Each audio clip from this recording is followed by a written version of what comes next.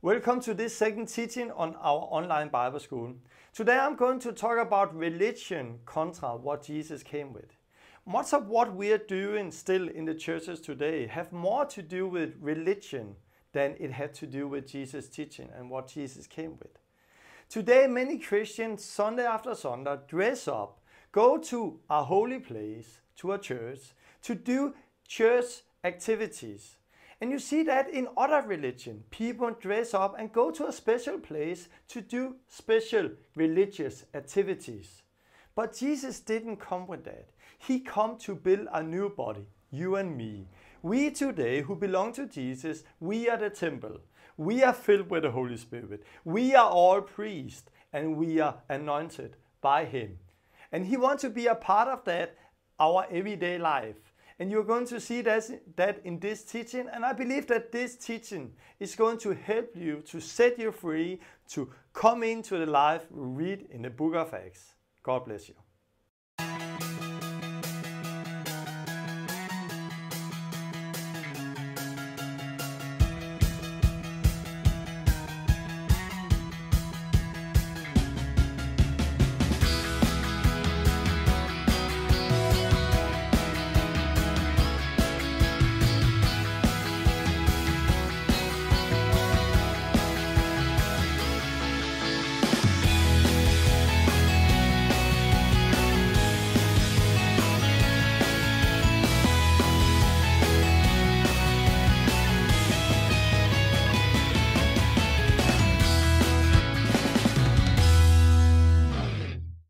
Yeah, hello again. It's good to be with you. This is the second teaching on our online Bible school, the Pioneer School.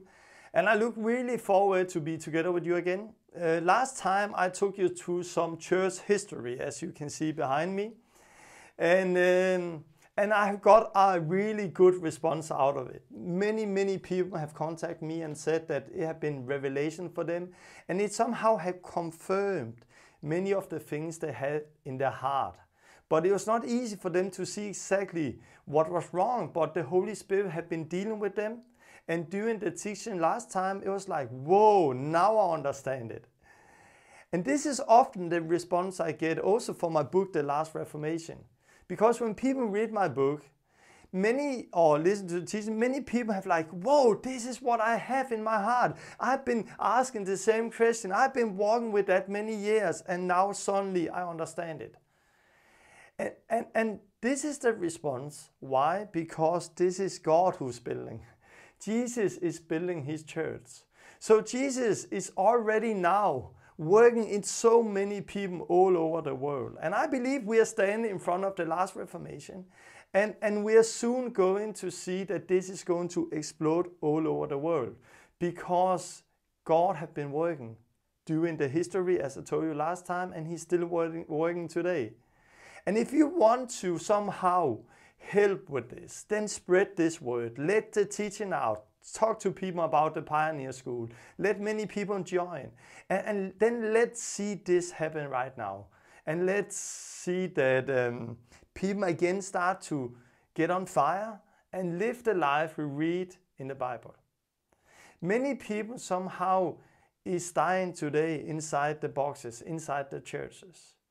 And if people ask me, Tom, why do you do this? Why do you want the reformation of the church? And I want it because Jesus wanted. I want it because this is Jesus' heart. And I also want it because Jesus has called us to make disciples. And I can see that this system, the way we do it now, is not effective in making disciples. Some people have been sitting in church many years, but still they don't know how to serve God. They don't know how to heal the sick, cast out demons, lead people to Christ. And there are somehow many, because they don't serve inside the box, but they just sit and look other people do it. They are slowly dying. Because everybody of us is called to serve God. Everybody is us is called to get used by God. And if we just sit and listen and don't do anything, then the life is slowly coming out of us. And we need that reformation because so many people has been on fire for God, but now they're dying spiritually. And many have died already. And you know, to fall away, we talk about we should not fall away. But to fall away from God is not to leave the church. To fall away from God is to leave the first love. So you can still continue in the church, you can still raise your hand, you can still do all the things you have done many years. But if the love for God is gone, the first love, the love for praying, the love for the Word of God, if that is gone, then you have fallen away. And what I see that this teaching, what I'm doing now, we see so many people who have fallen away somehow. They come in a church, but they died spiritually. But when we somehow start to work with them, train them, the fire is coming again. Just before this teaching, I wrote with somebody on Facebook, a guy in Denmark. I have not met him personally, but I trained somebody. I took somebody out on the street and trained this person who trained somebody else who then trained him. And I got in contact with him because his life was totally changed. And his testimony is that he had been sitting in a church many years. Came on Wednesday, came on Sunday. He read his Bible like 2 times a year.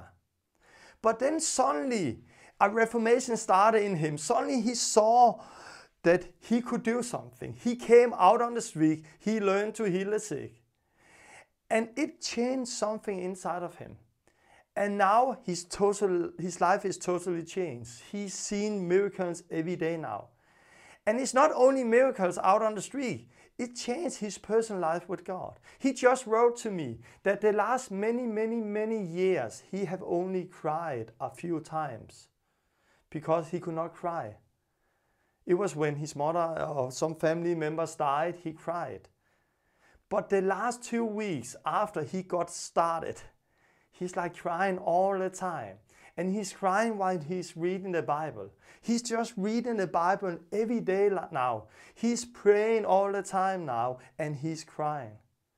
And people around him is in shock, and he's now telling the testimony in the church, and he's going to take other people out on the street today, and tomorrow he's going to take the pastor with him out on the street.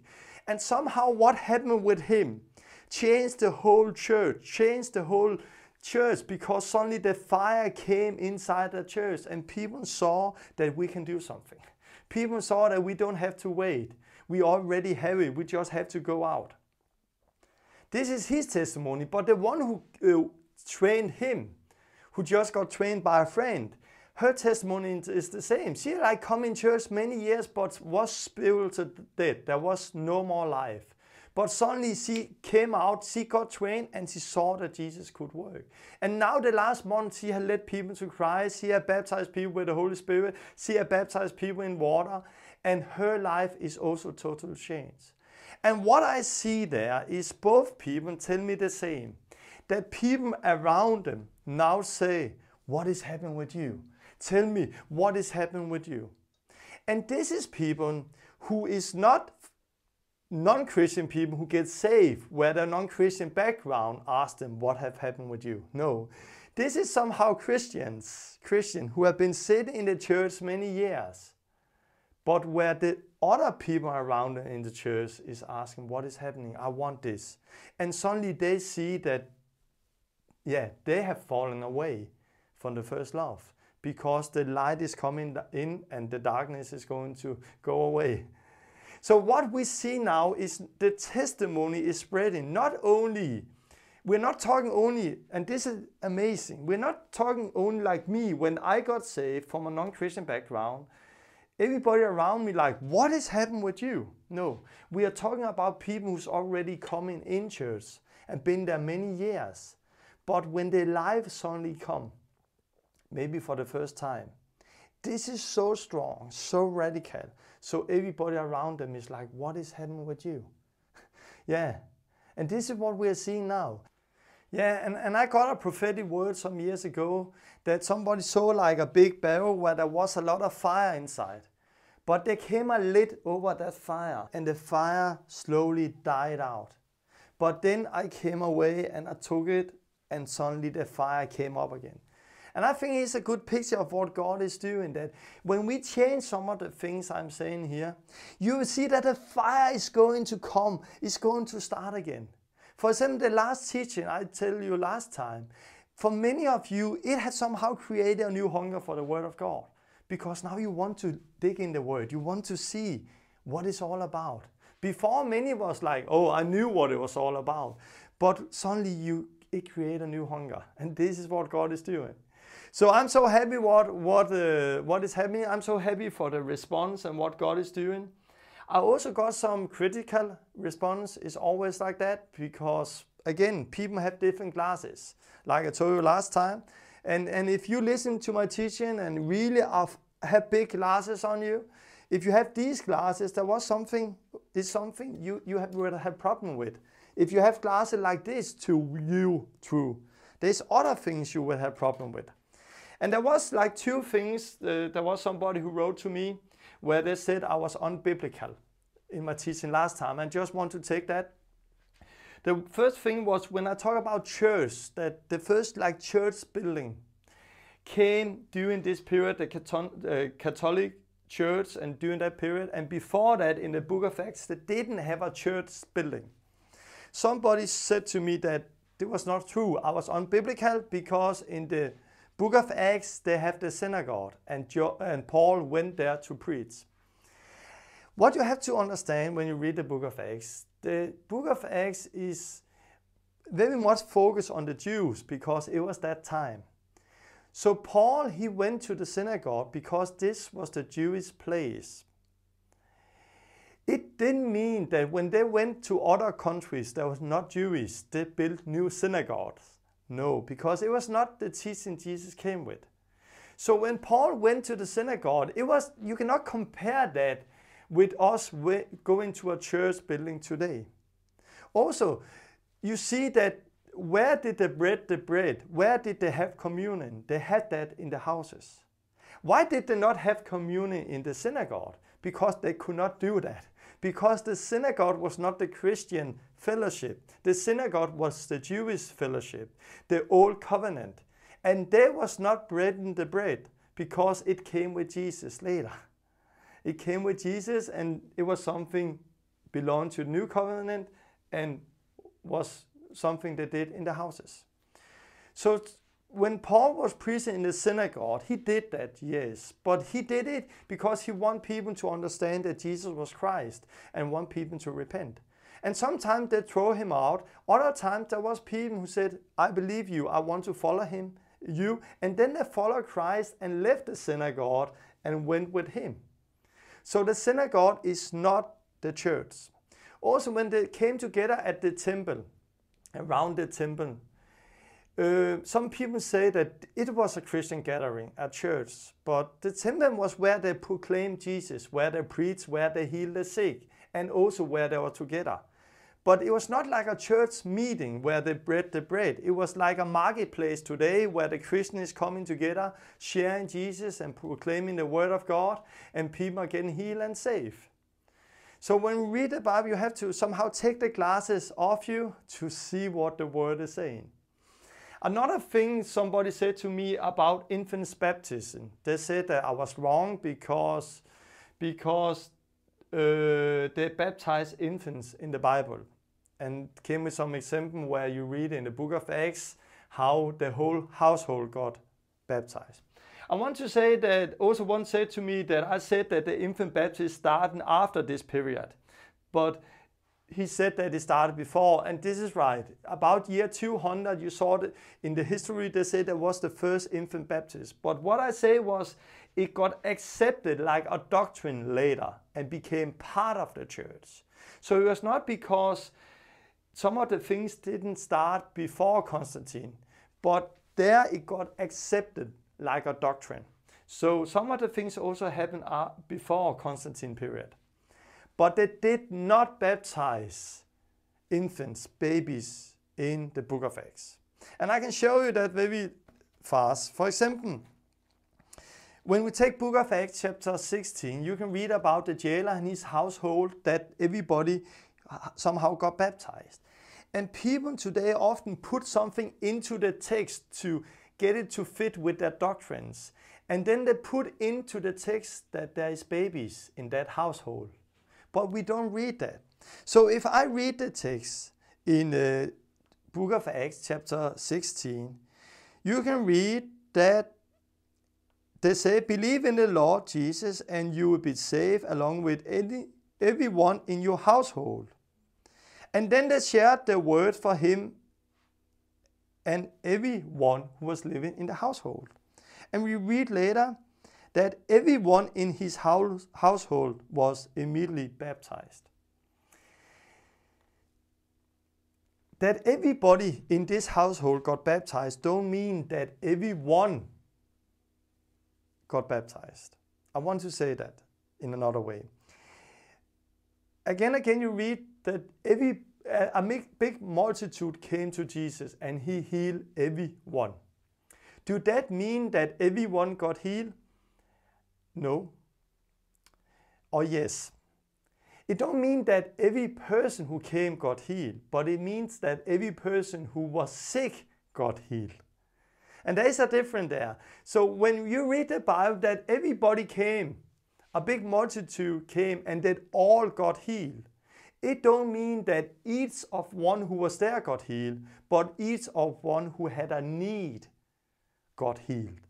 And the same here, when the whole household got baptized, it don't mean that everyone in that household, but everyone who had a need to get baptized got baptized. And babies don't have a need to get baptized. And you can also, if you just take the glasses off you and read, continue, you can also read that the entire household rejoiced because they all believe in Jesus. So we read that there is the word the entire household. If the entire household means infants, babies, then the entire household later will also mean babies. And the Bible says that the entire household rejoice by coming to faith. When have you last seen a baby rejoice by coming to faith? When have you seen that? You have not seen that. So this is just an example. Often we think something is unbiblical. And there's people who's really smart and have a lot of doctrine and are very fast and say this is unbiblical. But this is because they put something into the text to get it to fit with their traditions. And this is just an example. Often when we read the book of Acts, we forget that this was the Jewish place and we take the Jewish synagogue and make it to something it is not. And when we read about the baptism, we put something extra into the text because we want it to fit with our traditions. And I believe somehow we need to make things more simple. We need to take the glasses off, just read the word, read it as it says and believe it. And don't try to Don't try to change the word to get it to fit to your theology. No, change your theology so it's going to fit with the word. So this is what we need. Simple faith, read the word, obey the word. And like the man I told you who was totally changed, totally on fire because he got kick-started, he was out praying for sick people. This is so powerful, but it's so simple. Luke 10:9, Jesus, go out, heal the sick, preach the gospel. This is so simple. Everybody can do it. It's so simple. So the word of God is simple. It's us who somehow make it difficult. Jesus didn't came with a religion where we need 7 years of education to understand what he was saying. No, he came with a simple life. Children could understand. And often children have much easier with doing this than we are because we had a problem up here. We take a lot of things in and complicate it instead of do it simple. So last time I took you, as I told you, through some church history. We have the book of Acts, Revival Christianity, as we read in the Bible. Jesus is the same today. But many things got changed during that period. And this is what we are building on today. the Luther Church somehow looked like the Catholic Church, and everything today looked like this. And we really need to see a reformation, because Jesus have commanded us to make disciples. Jesus have commanded us to train and equip people. And the way often we do church today is that people are not equipped. They are not trained. They are sitting and listening to somebody doing it. And we need to change that focus. And again, train and equip people. And we need to get Jesus out of the box and be part of our everyday life. And this is some of the things I'm going to share with you now. I want to start with telling a testimony for my life. And the last years after I got changed in my view of things, I started to see more testimonies like I'm going to tell you now. A testimony like the book of Acts. A testimony where you see like how Holy Spirit is guiding us, how people are getting saved, and how Jesus really is the same today. And I will tell the testimony because it's going to somehow help me to share what I'm going to share. So I hope you're ready. I don't know how long time, about 1 year ago, my father, he really met God, and he got saved, and I baptized my father.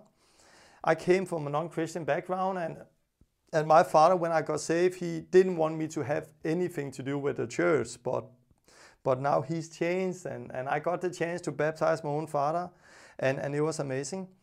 And then about a half year ago or something like that, I was home with my parents. And we were sitting and we were talking about Jesus and talking about Israel.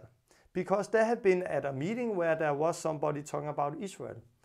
And when we talked about Israel, I said to my father, oh, I have always dreamed about going to Israel. Really.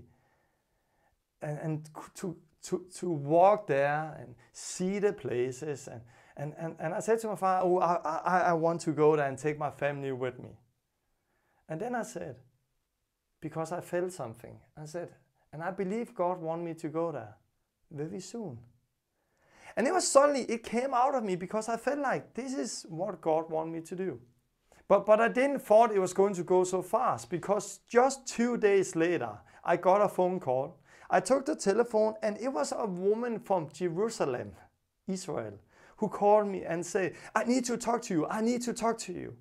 2 days ago, the same day I was at my parents' house saying that, 2 days ago, when I went to bed, the Holy Spirit woke me up and said to me, go in, write Signs and Wonders on YouTube. I did that, and suddenly you came up. I saw a video, I went to your website, and I saw this is different. There is something here. And I wrote down your telephone number. And now the Holy Spirit had been saying to me that I should call and invite you to come to Israel, come to Jerusalem and live with us. And I was like, okay, nice. And I said, just 2 days ago, I was with my parents' house, and I've always like dreamed about coming there. So let's pray about it. And then the day after already, she wrote to me, hi Torben, I have just transferred 2,500 euro to you, so you can come with your whole family. And I was like, whoa. And I didn't know this woman. I've just talked with her 5 minutes in the telephone, and suddenly she sent 2,500 euro to me, so I could come with the whole family. So this is like how God is leading us. So like 3 months ago, I was in Israel, in Jerusalem. And I stayed with my family in their house for a week. And I was out seeing the places and praying, and it was really amazing to be there. And I was like, Jesus, what do you want me to do here? What do you want me to show? What do you want to show me here? And one time we were going to the Sea of Galilee. And we went down the place you read about in the Gospel of John, chapter 21. There you read about how after Jesus rose again, he came to his disciples and was standing there, and they were out fishing.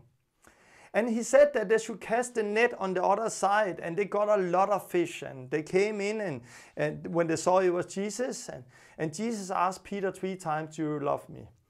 And we were there at that place, and I was standing looking and seeing where Jesus have they said Jesus have make the fish, and they have been together. And it was amazing to be there. And now they have built like a big Catholic church there. But they didn't have that at Jesus' time. And often it was the hard thing being in Israel. It was because every place somehow things have happened many years ago.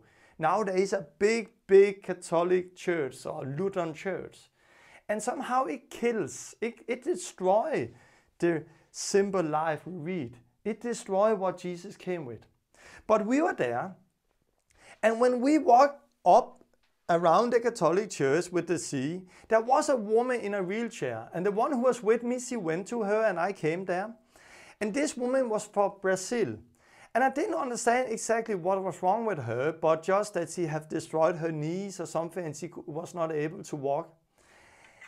And she said, the woman who was with me, can you pray? And I just put the hands and pray for her. And suddenly a lot of things happened. Because she like jumped off of the wheelchair. She was walking around. Oh, she was shouting in tongues, I think it was. Oh, Shila Badede, and saying a lot of things I didn't understand. And suddenly a lot of people came from the sea up. There was a whole group there. There was some people from China who was taking pictures. And she was walking around, the wheelchair was empty, and she was shouting and shouting. And then from the Catholic church, there came a priest out. Shh, shh, and like, be quiet. And he was standing in his big, beautiful gowns. And everything, the whole picture was so amazing what happened.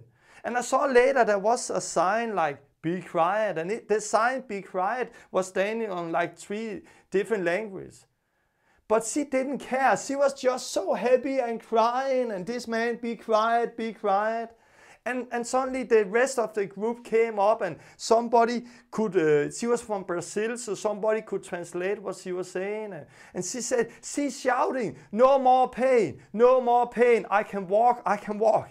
Then one more came, can you pray for me? And I prayed for him, he got healed. One more for the group, he came with a cane. Can you pray for me? I prayed for him, he got healed. One more came and said, I'm the pastor, I invite you to Brazil. One more came and said, can you pray for me? I want what you have. And often I don't believe in like giving, I believe in praying for people to receive the Holy Spirit, but not the anointing like we do in church today. I'm going to explain that later. But I just laid my hands on him and I didn't know what happened, but God came over him. I think he maybe got set free. He fell to the floor into the stones. And he was laying there on the stones in front of the Catholic church. And to be there, it was so amazing. And suddenly everybody was looking at me and everybody was like, somebody was taking picture. And suddenly I have like, oh, I have to go now. It was too much focus on me. So I went. And I was like, I was so shocked. And I have it on video. I have a video on my website, The Last Reformation. The video is Miracles in Israel. And there you can see I'm taking my video and I'm so shocked what just happened. And it was so strong to experience that setting. The same place Jesus had walked. The miracles. The same place. And now Jesus had the problem with the Pharisees. And now we had the big Catholic church where the priest came out. Shh, shh, be quiet. He was more interesting in that we are making noise than this woman have met God and have got healed. And it was really a strong experience for me. And afterward, I went to the place where Jesus had lived. And on the video I say, look, this is his hometown. This is where Jesus have lived. Now he's not walking here on earth and suddenly, yes, he is. Of course, sorry. Jesus is walking here on earth. I am his body. You are his body. So Jesus is still healing people in Israel today. He's now healing people all over the world. Why? Because he have not changed. We are his body. This is the normal Christian life. And later, the last day I was there, we saw a lot of things happen, other things happen also. And the last day I was on the mount, the Temple Mount, where the temple had been of course, Jerusalem had been destroyed many times, so it was not exactly those stones, but it was the place the temple had been. And I was standing there on the Temple Mount, where we now had 2 different mosques. And I was standing there and looking, and like, right here, the holies of the holies have been. Here the temple have been. And then it just came so strong to me, because but now the temple is not there. But it is, because I'm standing here. And because I'm standing here, the temple is here, because I am the temple. The Holy Spirit is here, because the Holy Spirit is inside of me. And this is some of the things I want to share for you now. The revelation of we are the temple. The revelation of we are the body. The revelation of the Holy Spirit is inside of us. We are the body of Christ. And that mindset, that understanding is going to set so many people free when they first start to understand that. But somehow, during our religious classes, during our way to do meetings, many people have heard that the temple is not something you go to, you are the body. But they don't understand it, they don't see it. They don't see it. So I want to show you what Jesus came with. And I want to also provoke you, as I did last time. I hope you're ready for that. First, I want to show you what is the normal view of the different words like church and things. And of course, there's always people who understand, who think different. But this is the normal view. When I say church, I want to say that this video and the other videos I'm making on this website, on this teaching, is in high definition. So you can go and turn the quality up to high definition, and you can see all the texts I have on this paper. So I just want to let you know that. Church. What is church? For many people think church, the temple, is a place you conduct religious activities, worship, so on. And this is the normal mindset. If you said church to people, the first thing that come to people's mind is some building you go to do religious activities. But this is so far away from the understanding the first disciple had. Church had nothing to do with a holy place. Jesus came to destroy that mindset. He came to destroy that because he wanted to build a body. He wanted to build a body. The temple is not there now because the temple is here. We are the temple of God. And we know that somehow in the mindset, but during our religious activities, during the way we do church today, we create another mindset. Because we don't only learn by what we hear, we learn by what we see. So you can come in a church many years and you can hear once a while and once again that church is not this place, church is you. But we show by our life that we have not understand it. For example, I know many people where they have been together with some friends. They have sat at home, talked about Jesus, shared testimonies, and have got a lot of good out of it.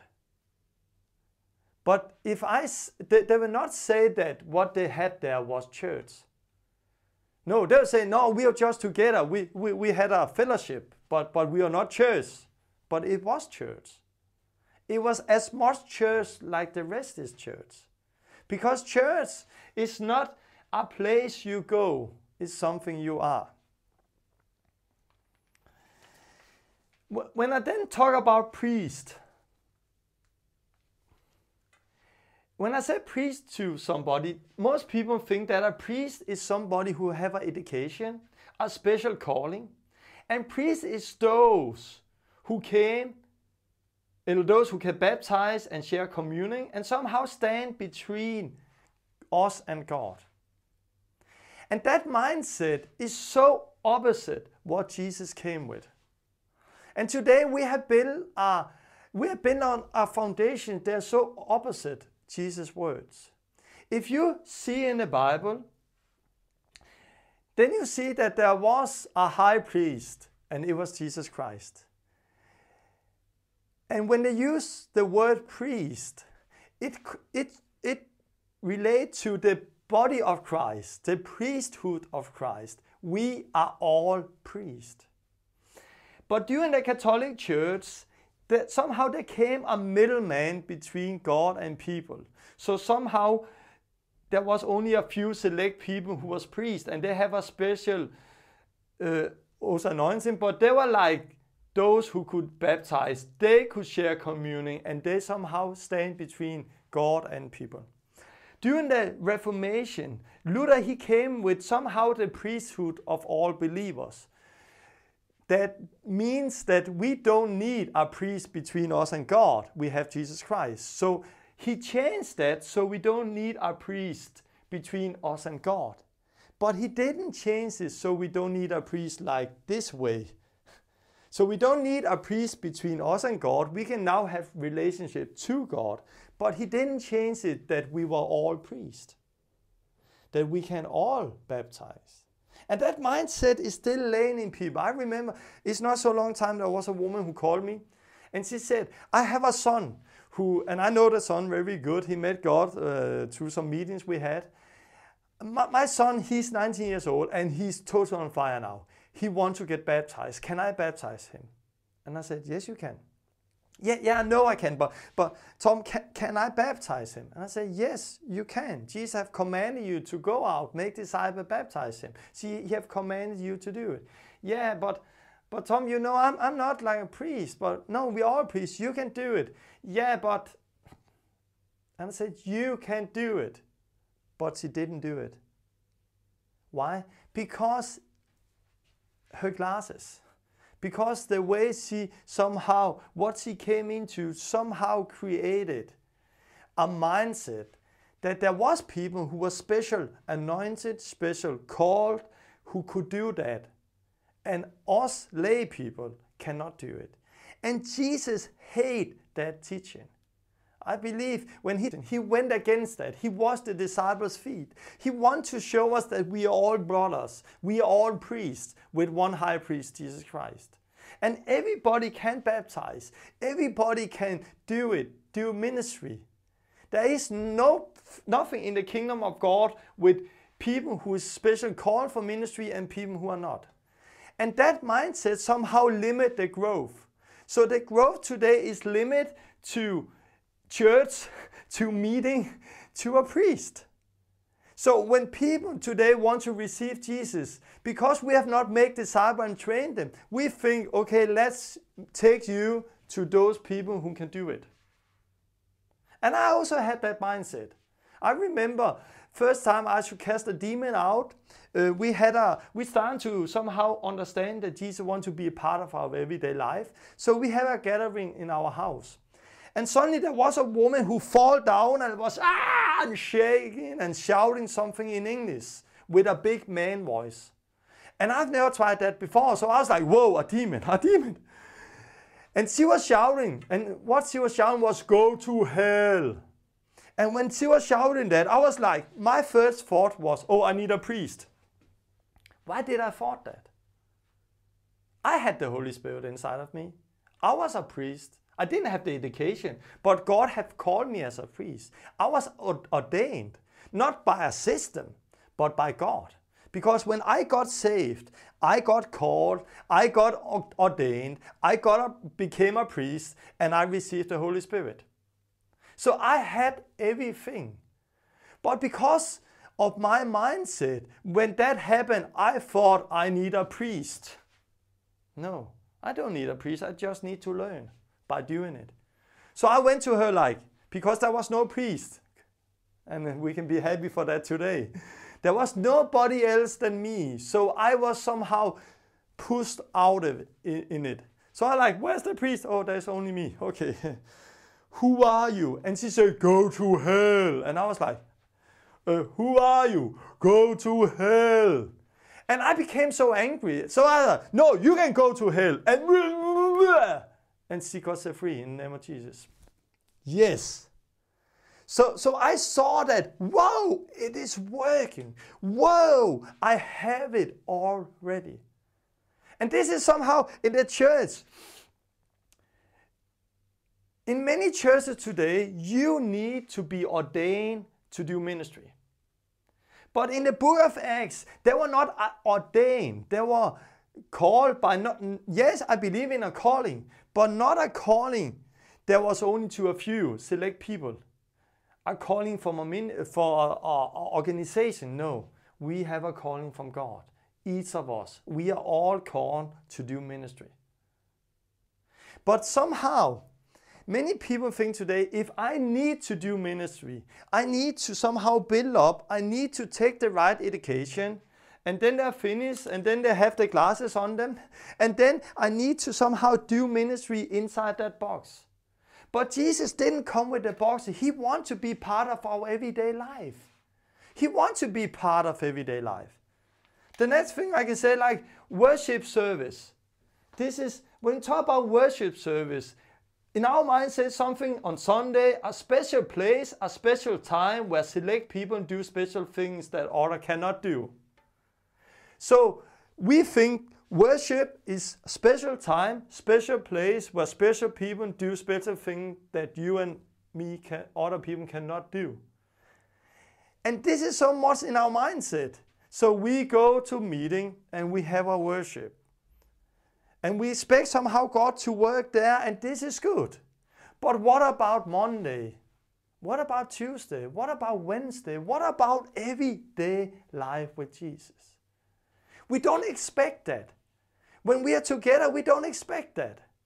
I was down sending a book yesterday. I was sending some books out. And in front of me at the post office, there was standing a boy, and hey, I know him. Because like 2 months ago, I took him out on the street, and I was together with him a few days and trained him, and he was with me, and people got baptized and saved, and he saw that. And he was a Christian who got saved in another town and had moved here, and he come in another church. But I met him yesterday, so I like, hey, let's take some coffee. So we sat down, took some coffee. And what did we do there? We had church. We talked about Jesus. I discipled him. We heard testimony. He gave me something back. And I was totally high after I've been talking with him 1 hour. And I could see his life have got totally changed the last month by meeting me and what we did. And he thanked me so much, and he said, this have changed everything. Thank you because you want to make disciples. Thank you because what you gave to me. And for me, in many years, I didn't make disciple everyday life because my mindset was disciple people was something you have to be ordained to do somehow. You have to be a priest, you have to be Sunday, and you have to be to a meeting. And somehow we limit God so much in that mindset. And now I understand that discipleship is part of life. Always when you're together with people, you talk about Jesus, you disciple them, you train them. And this guy, he's not coming in my church, he's coming in another fellowship. But what happened with him has now started to influence the whole fellowship he's coming. So we are called to disciple people. And our focus has so much been church instead of just making disciples. And this is our everyday life. But during the history, church became something it was not, and worship became something it was not. And also the Holy Spirit. I can take that now. The Holy Spirit, when I talked about the Holy Spirit, the anointing, many people think that this is for a few select people in special times. And they have sometimes that from the Old Testament. We have the temple and the priest was coming in and the prophet in the Old Testament, they were anointed by God or anointed by a prophet. And today in some church denomination, we have a lot of anointing meetings where people come to get anointed. And that was my church background. When I got saved, I went from one meeting to another, one conference to another. Why? Because I want the man of God to lay the hands on me so I could get the anointing. And I can see that that mindset have destroyed that church and that church denomination somehow. Because now we have a lot of people who's going from conference to conference, from meeting to receive something they already have. If they are saved, if you are filled up, baptized with the Holy Spirit, you have the anointing. Because in the New Testament, when it talks about the anointing, it refers to the Holy Spirit. And when you receive the Holy Spirit, you got the same power that raised Jesus from the dead. So you don't need a new anointing because there is no new anointing. So each time you read in the book of Acts or in the letters that talk about laying the hands on people, I believe in laying on hands and praying for people to receive the Holy Spirit. But this is only something you do one time. Then you have it. And to get filled by the Spirit is not something you receive outside. It was from your innermost being. It's going to run out. When you're giving. When you give what you already have, then you're going to receive. Give and it will be given to you. It's not about money, it's about life. Can you see it? So somehow we have mindset today where people think church is a building, priests especially select people, worship have to have on Sunday at a meeting in a special order, and the Holy Spirit is for a few select people and it's always not me. So people somehow continue the religious activities. They go to the church to do religious activities, to the Sunday meeting. They're sitting to hear the priest who do all the things. And the Holy Spirit, yes, we go to the meeting Sunday after Sunday, get somebody to pray for us because someday we hope we receive something so we can go out and serve God. I see a lot of fruits of what we are doing with training people. And we have a lot of testimonies with the people we work with, where people are getting saved and healed and set free from demons like everyday life. We never talk about anointing here. We never use that word. We never talked about gift. No, we just do it. We just live it. Because you have all the gift through Jesus Christ. You have it all. All the gift is there. Okay, there's somebody who maybe say, yeah, but it's not everybody who has the gift of healing. No, but you don't need the gift of healing to heal the sick. What? You don't need the gift. Let me explain. Is it everybody who's an evangelist? No. But can everybody evangelize? Yes. Is it everybody who's a prophet? No. Can everybody prophesy? Yes. Is it everybody who have the gift of healing? No. But can everybody heal the sick? Yes. How do that work? If you read in Ephesians 4:11, God talks about gift he has put in the church. Gift there is to equip the saint to do the ministry. So you don't need the gift of healing to heal the sick. These signs follow those who believe. Are you born again? You believe, then go out and act on the word of God. But if you continue doing this a lot, and then start to somehow equip others to do it, then it becomes a gift. Then it's a gift. So it's not like if you heal a sick, oh, now you have a gift. No, everybody can do it. So I use somehow the gift God has given me. By what? By training and equipping other people to do it. And this is I do with my words. It's not with my deeds, like come and follow me and I show people to do it and they just continue to do it. It's not like I lay my hands on them and they receive something I have. I have people contact me, Tom, I want to receive what you have. And You can get the Holy Spirit. I can pray for you. You can get set free from demons. I can pray for you. You can get healed. I can pray for you.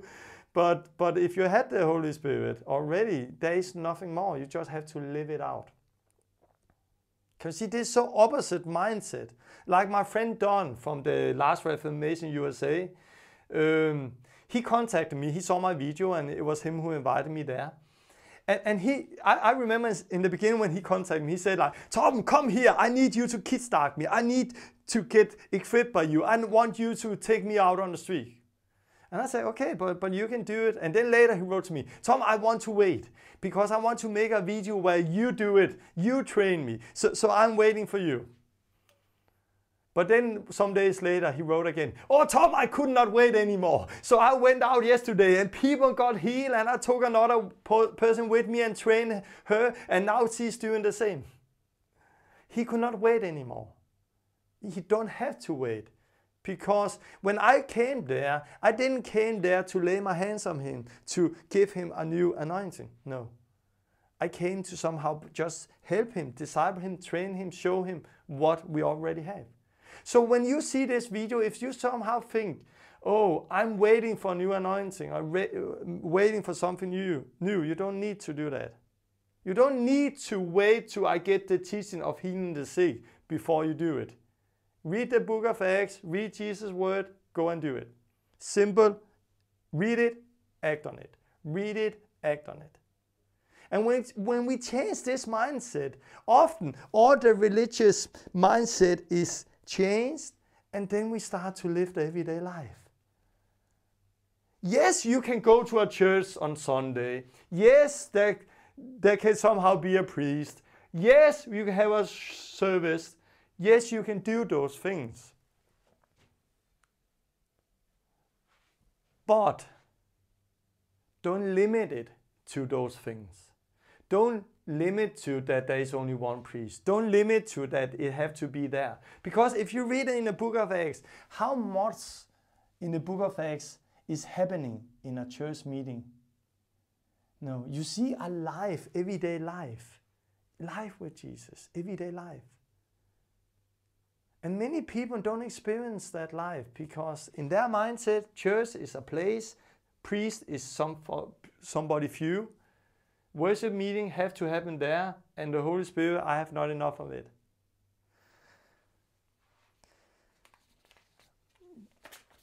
These things I have here, I call it somehow religion. This is religion. This is not what Jesus came with. This is not part of Jesus' words. Jesus came not to build a new religion. Jesus came to build a kingdom. A kingdom that's very different than all other religion. But if you look at what we are doing in the body of Christ in the churches, often there is not so much different than a church meeting or mosque.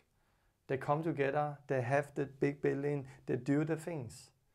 But Jesus came with something that was somehow totally different. He wanted to be the head of the body.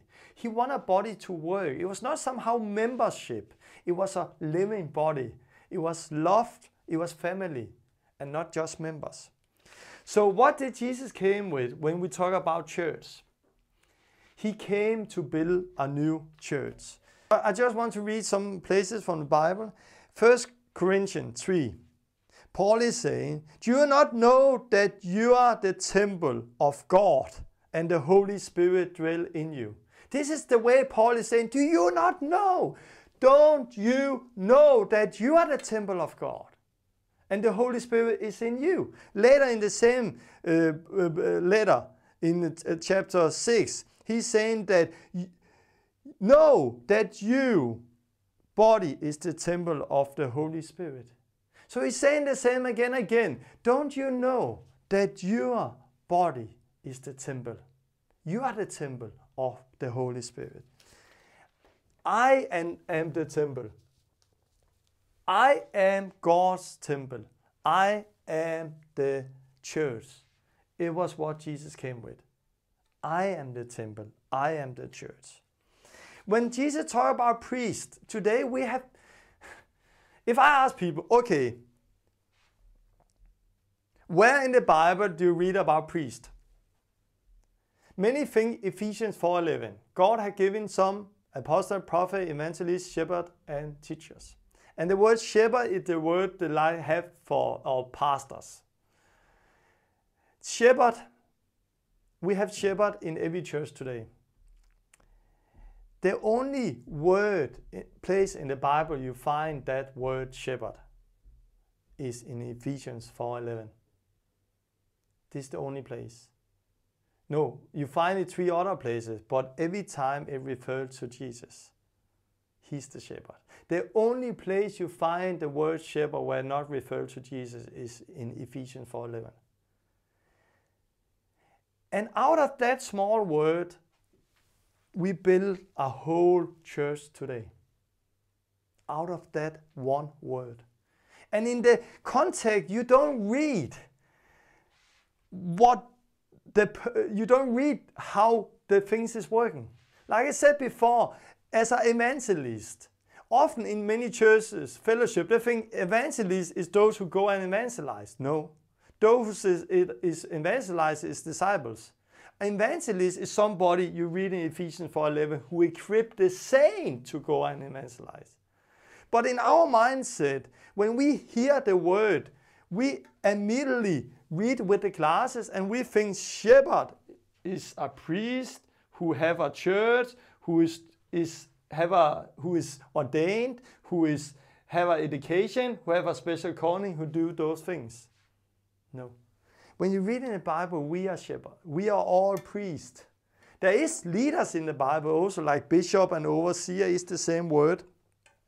But again, it was very different at that time, and in my book, The Last Reformation, I'm going to go more through that also. But I want to say that we need to change our mindset. We need to come back to the priesthood of all believers. Because everybody is called to serve. And if we want to see a fruit and want to see the church is growing, we need to understand that everybody is priest, everybody can baptize, everybody can do communion, everybody can do those things. There is nothing in the church with lay people and ministries. There is, of course, leaders who we have to respect also, but leaders is not standing in front of over us, and leaders have not more authority in the kingdom than we have. No, they're standing together with us to somehow help us and to show us the way. So Jesus came with this: I am a priest. I am called, and I can baptize and do everything the Bible says. This is what Jesus came with. What about the Holy Spirit? What Jesus came with, that the Holy Spirit, the same power that raised Jesus from the dead, live in me. We all have the same Holy Spirit, the same anointing. I remember I had a meeting in Poland, and I have really tried to go so much through this in Poland. I travel in Poland a lot. And it's so, in their mindset, it kills the church. And it do all over the place. But I had a meeting in Poland, and there was a young girl who got saved, and she got baptized with the Holy Spirit. And then there was a man I prayed for who was fall down and a demon manifest, and he was going to get set free from a demon. So I took the girl who had just got saved and said, come with me. This is a demon. You have the Holy Spirit inside of you. Now you just sit there and you talk to that and command that to leave. Can you do that? And I did that. And then I continued to pray for people. And I saw one of the elders in the church. He went to her, said something, so she stand up and sat down again. And I became so angry when I saw that. So I went to her again. Hey, you are with me. It's my meeting. You go and do that. And she sat down again. And one more time, this man came, said something, and she sat down. So I went to him and said, what is happening here? And he said, yeah, but this is a demon. And I said, yes. Yeah, but she's new. And I said, yes. She had never tried that before. And I said, yes. But she has the same Holy Spirit like you and me. And she's never going to try it if we don't let her start. And now is a good time to start. And this is my meeting. And I became so angry because somehow he is hindering her in learning, in growing, because he's tradition mindset.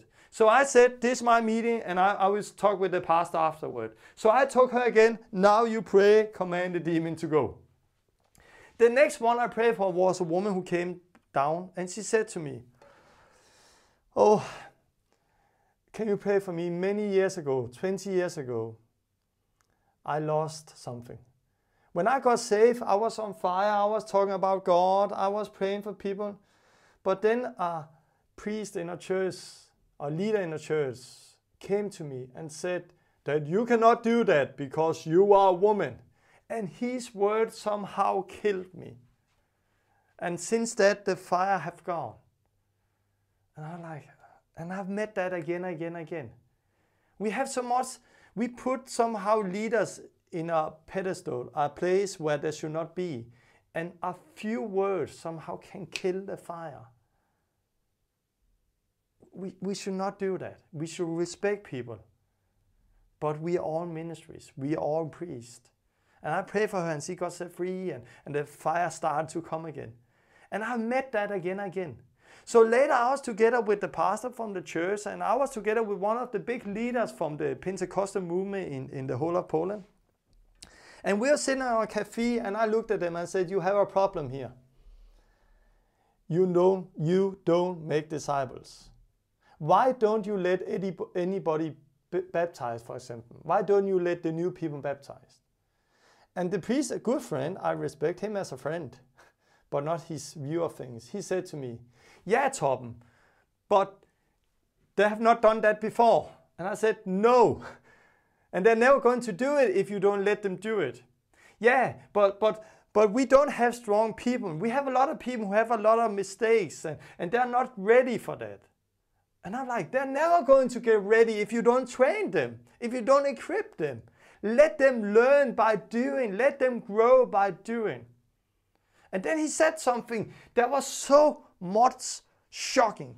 And that somehow showed how much you can have your glasses on. Because he said to me, Torben, who was it who baptized Jesus? It was not a woman. It was not anyone. It was John the Baptist. It was a prophet. And Jesus waited 30 years to get baptized. So we should not baptize people immediately. And he said that. And I was like, shocked, to be honest. How can a man with a big church, who's many ways very smart, who have read the Bible many years, say something as this? You cannot use Jesus' example, waiting 13 years to get baptized today, and say that people should not baptize immediately. At the same time, you cannot use John's example. It was special. And also, the Bible says that the least in the kingdom is greater than John. But here you just see somehow this mindset have crept into the church. And this man at the same time, he is burned out. He is so frustrated. And he's so like, why do people not grow? Why do nothing happen in this church? Why is I burned out? Why is it so hard to be pastor? And if you ask people in the church, do you want to do what he's doing? No, I don't want to start a church because this is so hard for him.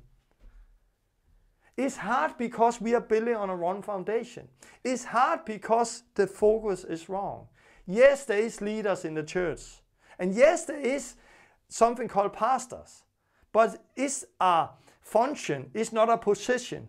A pastor is a function, not a position. An evangelist is not a position. A prophet is not a position, it's a function. A function in the church. Not over people, but beside people, to serve people. Everybody can do ministry. So Jesus went against much of this. The Holy Spirit, when you got saved, you received the Holy Spirit. You don't have to run to one meeting to another. If you want to grow and be filled, the Bible says in Ephesians 5 that you have to be filled by the Spirit. But you don't get filled by the Spirit by going to all the meetings and getting the hands. You get filled by giving. Give and you shall receive. You have received it for nothing, give it for nothing. When you start to pray, when you start to give the Holy Spirit, then the life is going to come. Yeah, then you are going to get excited. For example, here in Denmark, we have like Bible camps, and people in every big church have their own Bible camp where people come and listen to meeting week, a whole week, conference, meeting. And of course, a lot of good things happen, and I've seen people come there and write on Facebook afterward, oh, amazing weeks, it has been so fantastic. But we have our own conference also. We go to a non-Christian music camp with 10,000 young people who don't know Jesus, who's drinking and cursing and don't know anything about God. We go there with new people, old people, people who love Jesus, and we tell about Jesus. And each person who has been with us is going home. This has just been so fantastic. Right on Facebook, the best week in my life. I have got changed. I've got filled out. Whoa. And you see the exciting in people. And the exciting is there every time. And to be honest, I have not seen so many people go from a meeting being the same exciting. But I've seen people every time when you give, when you serve, then you get exciting. And this is what we are called to. And when you change your mindset, this is what you're going to experience. The last thing, worship meeting. Worship service is when you bring yourself to God as a living sacrifice and become Jesus' hands and feet. And this is Monday, Tuesday, Wednesday, Thursday, Friday. So worship meeting is also something you can do there, yes. But worship meeting is not only this. Worship to serve God is when you bring yourself. When you go out, you are the same church when you are together with people, sitting and talking about people on the coffee table. You are church when you go on the streets and evangelize and talk with people about God. This is somehow worship.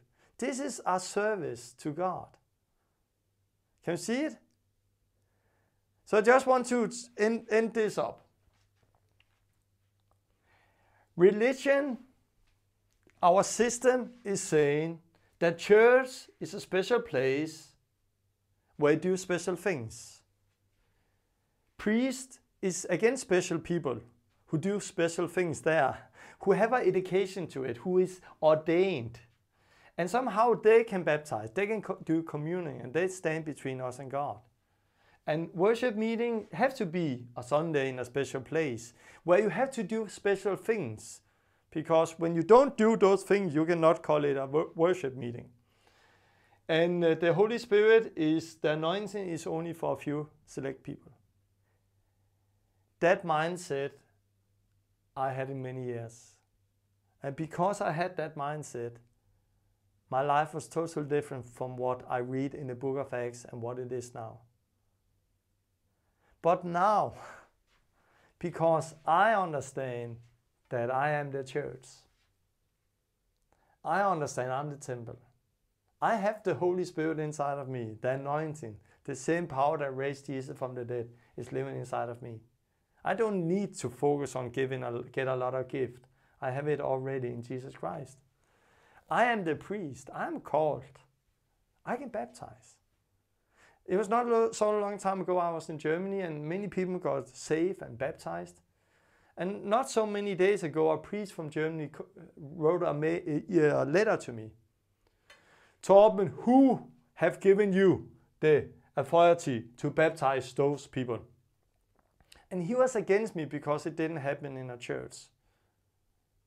And they didn't become member to a church there. No, they became member to the body of Christ. And who have given me the authority? Jesus. He have given me the authority because Jesus have called me. The same way as he have called you. I am the priest, I am the church, the Holy Spirit, I have it. Worship meeting is part of life. Something you do, everyday life. What I want you to do like the next week until I continue the next teaching.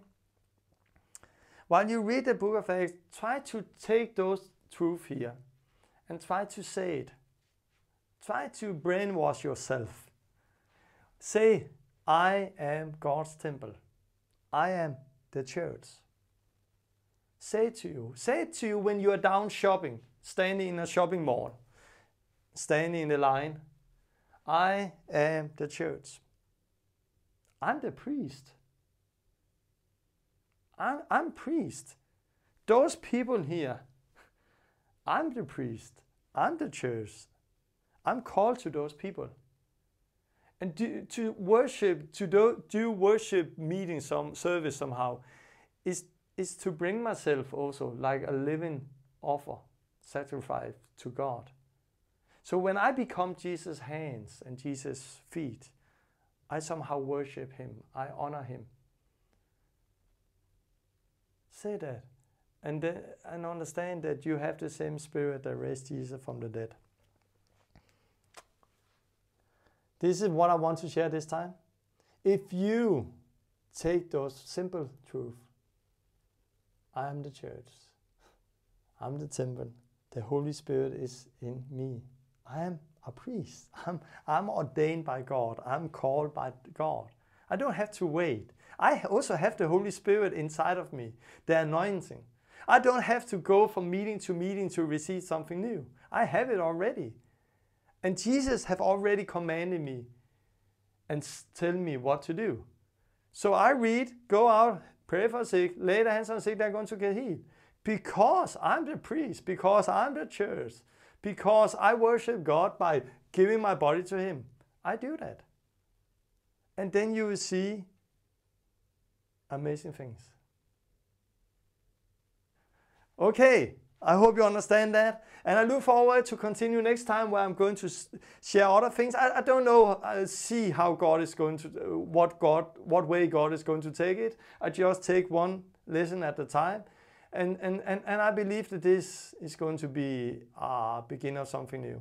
And again, as I told last time, if you have questions and want to go deeper, The Last Reformation, my book, and what I've seen is like many order that book and then they give it out to many people. Like I have just one in Holland who ordered 5 books and then he ordered 5 more because he want other people to read it. Because it do something inside of people. Because there is a longing to get free. There is a longing to experience the fire again. A longing to get used by God. And you who are priests in the church and somehow are a little afraid now and think, hey, I'm ordained, I'm priest, what is happening here? I just want to say to you, there's freedom. Relax. I have been working as a priest. I was priest in the traditional way. And I was not happy because people was not growing. And I was fighting and striking, trying to do everything. But I saw that this mindset, when I changed this, I was so much more fruitful than I have ever been before. And I didn't lose people. I didn't own people, so I cannot lose them. But I didn't lose people because when they saw that I want to set them free and equip them, they somehow respect me. Not because they were a member, not because I owned them, but because of love, because of respect. So I want to say to you who are priests, who are leaders in the church, this is going to set you free. This is going to set your church free, this teaching. So again, I'm not against the church. This is not against the church. This is freedom. And I know, like many pastors, I just heard some statistics. It's like 80% is fighting with stress in the churches today. So many people stop before time, pastors, leaders, because they're stressed. And it goes over family and it goes against the family and kids because they're working all the time and they're doing all the things. And somehow it's an unfaithful job to be a priest inside the old way. But Jesus didn't come with an unfaithful job. He's called leaders. But we have to do it the right way so we are bearing fruits and so we are experiencing freedom ourselves. But to continue that next week. God bless you. Bye-bye.